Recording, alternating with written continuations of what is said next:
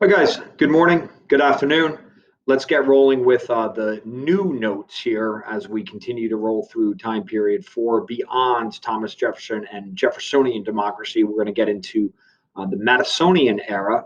And one of the major things we're going to get to today is the War of 1812, which really kind of is an extension of the policies undertaken by Jefferson with respect to, I think, his failures as it relates to international diplomacy, with particular regard to, of course, the British, with whom we skirmish in the War of 1812. James Madison had been serving as Thomas Jefferson's Secretary of State. He's his political ally, and he succeeds him in the White House in the election of 1808. The Federalists, as we're going to see today, are a party on the decline. They're not a very serious contender here.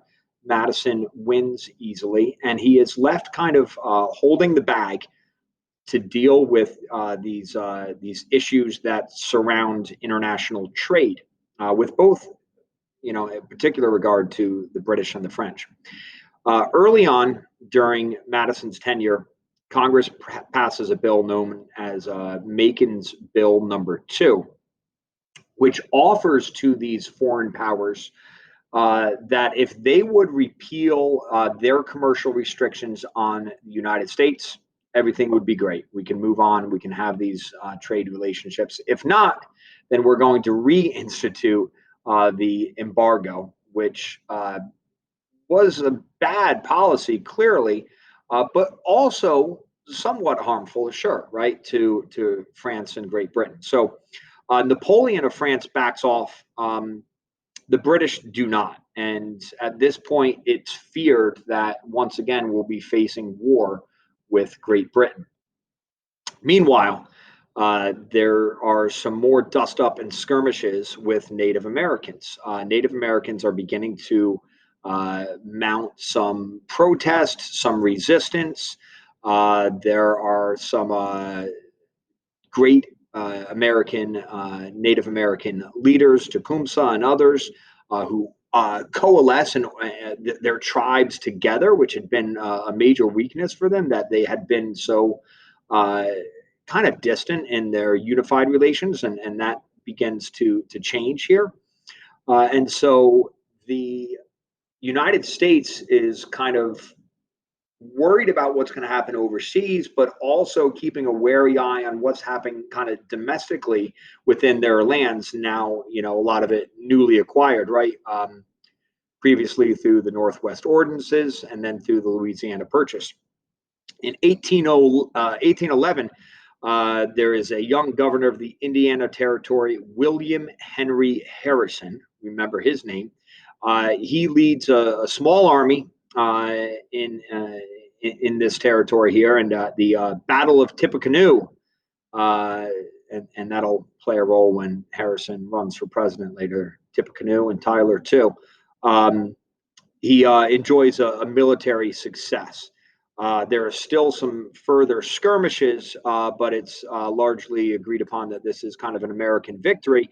But it's one that is, I don't know, it's problematic. It's difficult. It's more for the United States to contend with. And they blame the British for kind of stoking resentment among Native Americans. They blame the British for assisting the Native Americans in coalescing their tribes together, and that the British are kind of conspiring with Native Americans to mount this Native American resistance in these newly acquired territories. Meanwhile, the British, remember, who did not back off despite the offer made in Macon's Bill Number 2, continue seizing U.S. ships. And these two factors coupled together really lead off to the War of 1812. It's the fact that the British are not cooperating and in fact are seizing U.S. ships in international waters, and this viewpoint that they are also encouraging dissent and resistance and war among the Native Americans.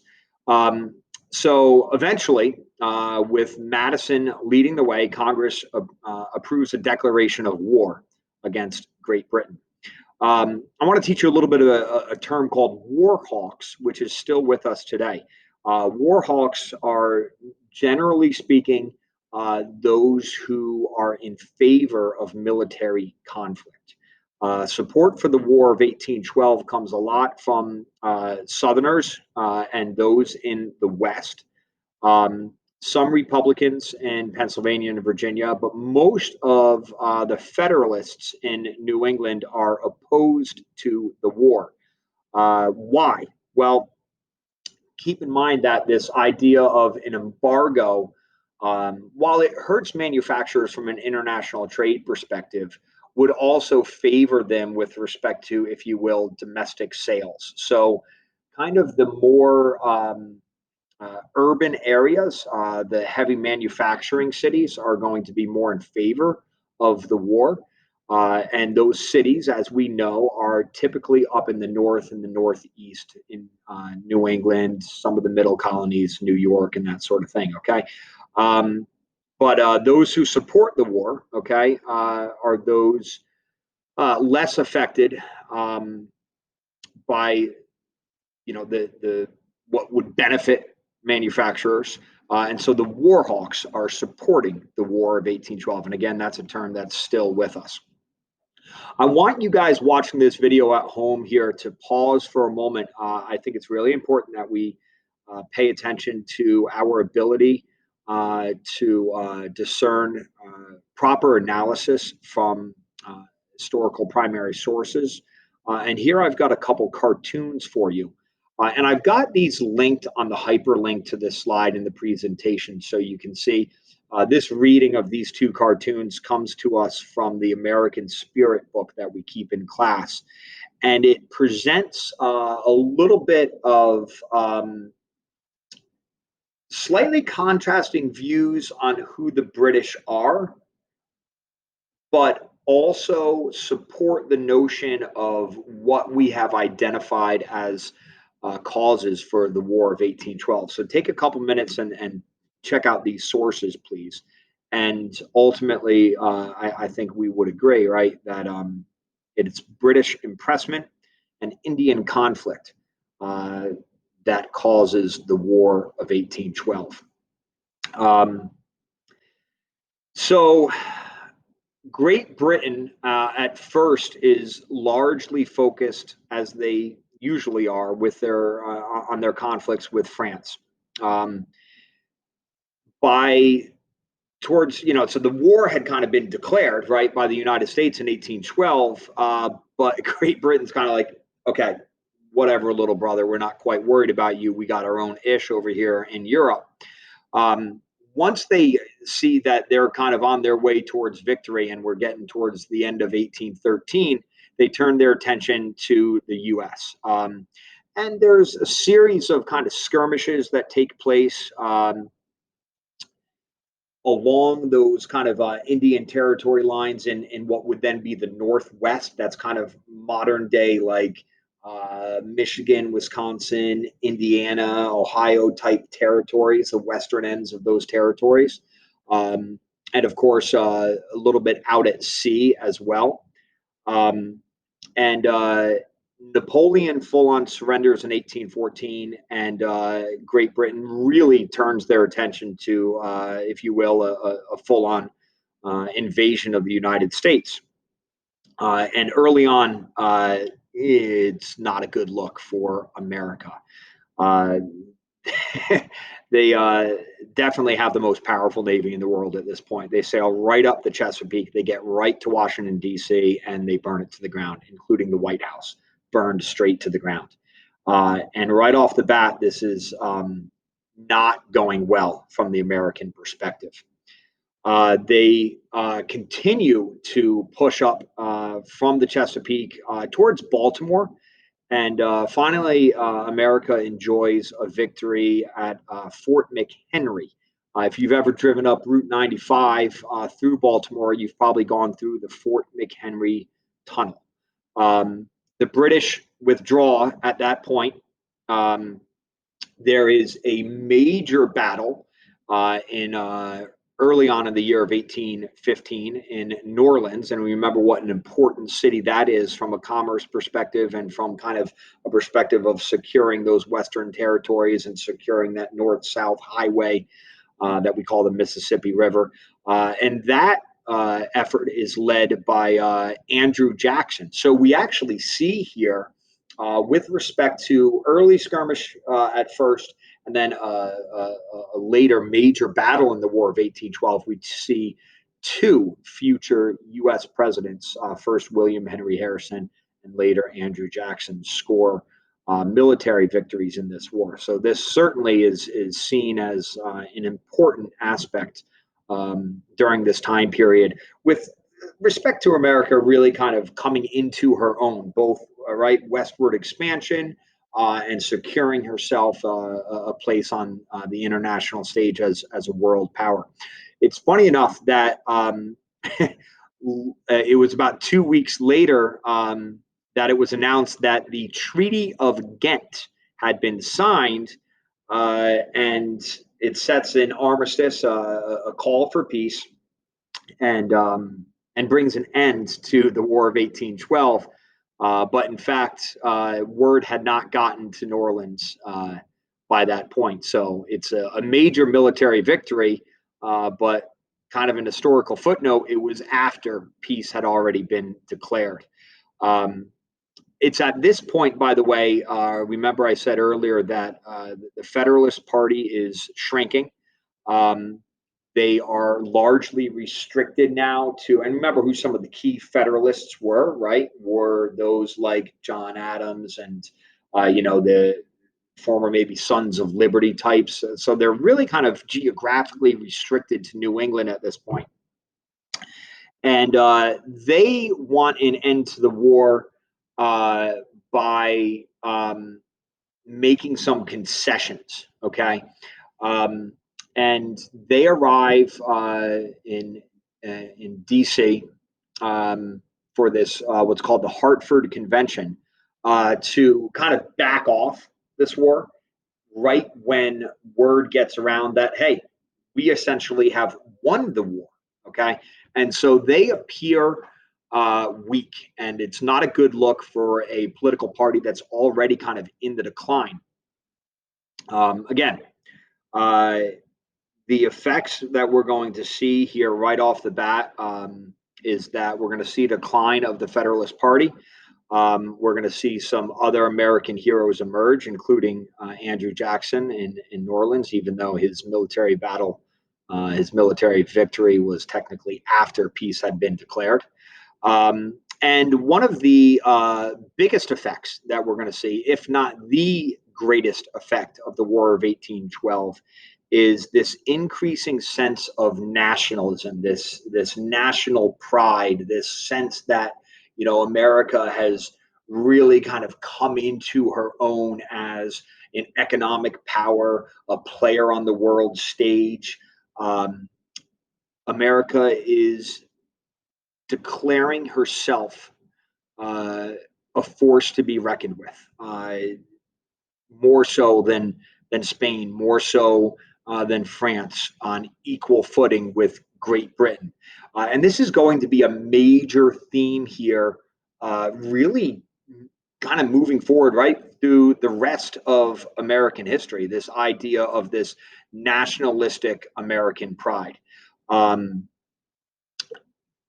America feels like, hey, we're expanding westward. We're kind of this early stage of what we're going to come to know as American manifest destiny.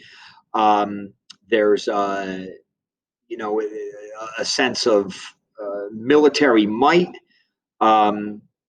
There's a sense of reckoning of how we're going to become this economic power. The war had highlighted perhaps some flaws in the American economy with particular regard to some of the financial systems, with regard to transportation, and that's going to play a huge role moving forward over, the next 100 years and beyond.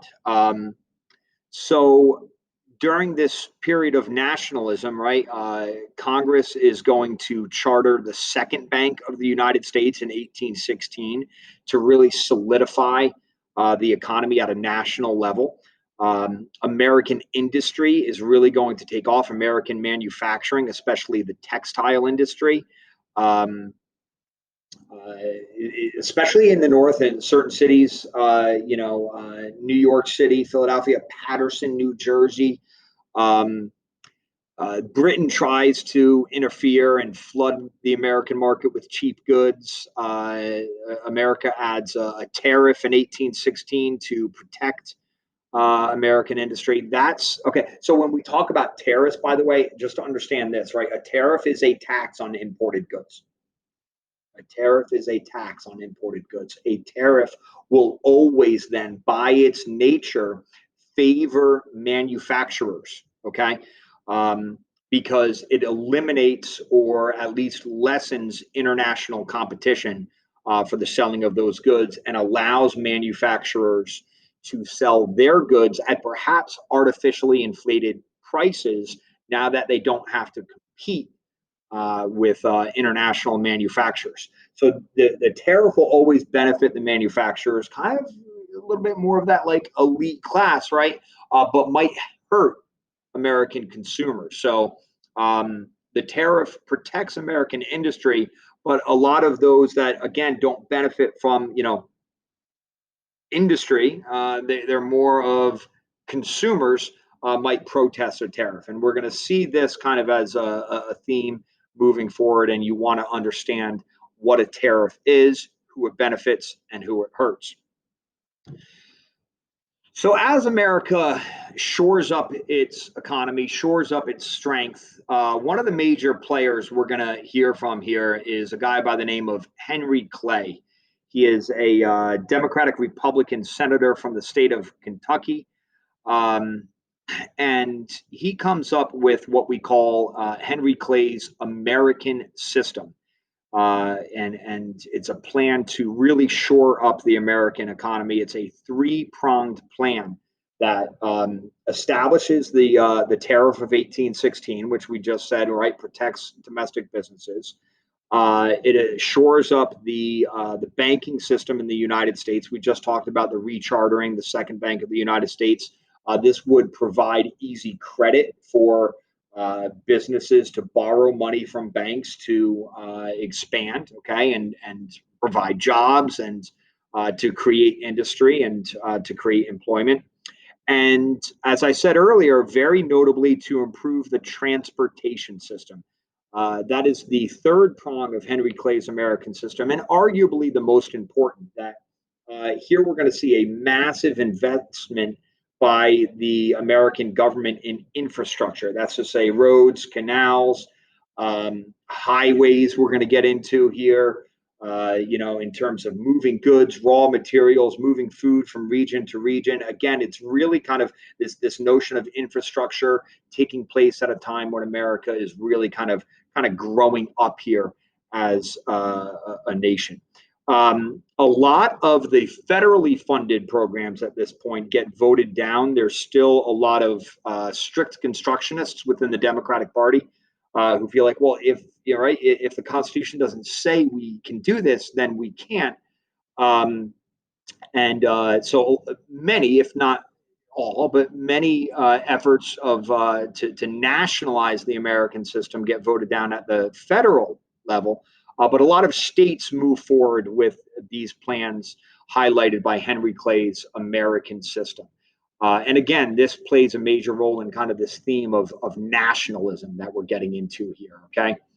Um, Another thing taking place is what is known as the era of good feelings, though, is perhaps somewhat um, poorly named. Uh, it's not that there were no political disagreements in the United States during the era of good feelings. Okay. It's just that we see, as we have already hinted today, we see one of the political parties in major decline, and that is the Federalist Party. So at the end of Thomas Jefferson's 2 terms in office as a Democratic Republican, we see his Secretary of State, James Madison, a Democratic Republican, serve 2 terms. Then we see, beginning in 1816, James Monroe earn easy re-election, faces no real serious opposition from the Federalists, and goes about unifying the country by bringing in many on their way out the door Federalists, like John Quincy Adams as his Secretary of State, bringing him into his political party. They do come along. Monroe wins a 2nd term really easily in 1820. The Federalists really have nothing further to offer at this point. They have been entirely marginalized. And that is what we mean by the era of good feelings. It's just a dominance at this point of one political party. We had previously kind of seen that with Washington and Adams from the Federalist Party, but now we see it for 3 presidents, each earning 2 terms. So that's 24 years of Democratic Republican control over the executive branch and a lot of the majority of the legislative branch, as we said that the Federalists had become marginalized and were really kind of seen weak in the wake of the War of 1812. And so that's what we mean, guys, when we get into the James Monroe era of good feelings. All right. Love the meme. The Monroe Doctrine, now that America is all grown up and feeling good and feeling strong, essentially dictates to Europe saying, hey, stay out of our entire hemisphere. Okay. We are done with European and especially British intervention. We're going to see the United States, they had been done kind of with France with the Louisiana Purchase. The French were very little to contend with anymore. The Spanish are still out west and in the southwest, and we'll get there. Manifest destiny, sea to shining sea, right? And so we're going there, but the Monroe Doctrine tells these European powers, like, stay out of American affairs, stay out of, in fact, our entire hemisphere. So it's actually written by John Quincy Adams, okay? Historical footnote, but important to recognize. It's known as the Monroe Doctrine because remember, JQA at this point was Monroe's Secretary of State. And so this is telling Europe, hey, no colonization, no intervention. When we say hemisphere, we're not just talking about North America, we're also talking about Latin America. In other words, like, if anyone's going to like intervene and colonize, it's going to be us. Okay. So again, this speaks to this notion that America is really kind of putting on her big boy pants here and growing up as a nation, feeling strong. Okay. And that's what we mean, guys, by the Monroe Doctrine. We're going to see, as I talked about prior to Christmas break, I talked about this Marshall Court. Okay. And a lot of the Supreme Court decisions that come down in the wake of Marbury v. Madison, where the Supreme Court solidifies its right to declare what is or is not constitutional, are some early cases that also serve to strengthen the federal government. There's the case of McCulloch v. Maryland. There's the case of Gibbons v. Ogden, sometimes known as the Steamboat case, where there's a contract dispute over, the state of New Jersey and the state of New York. Each had offered separate contracts to ferry services in the Hudson River. And in Gibbons v. Ogden, the case is successfully made before the Supreme Court that, in fact, only the federal government has the power to regulate interstate commerce, and that includes marine navigation. McCulloch v. Maryland speaks to this idea of implied powers.